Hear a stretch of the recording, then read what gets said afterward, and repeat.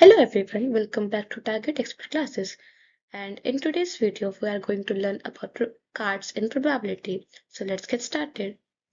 So in probability, we have total of 52 cards. These are systematically divided for probability problems. So in these 52 cards, these are further divided into 13 each cards. And these 13 each cards are called four suits. Like we have 13 hearts, 13 diamonds, which are of red color, and we have 13 spades and 13 clubs, which are of black color. So these combined are called four suits. Now we have two suits of each color, and each suit contains 13 cards. So we have hearts, we have diamonds, we have spades, and we have clubs. So in each of the suits, we have one ace card. We have numbered cards, numbered from 2 to 10.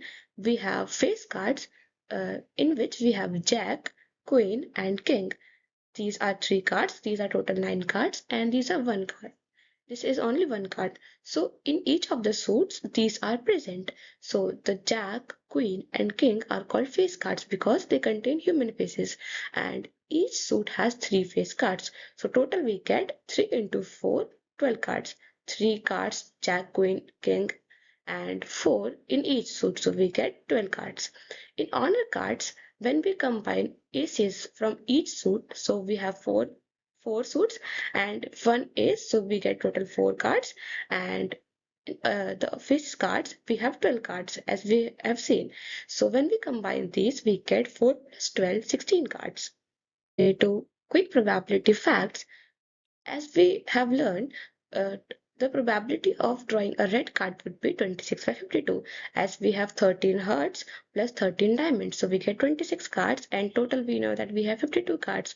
So we get 52 in the denominator and 26 in the numerator. So we get the probability as 1 by 2.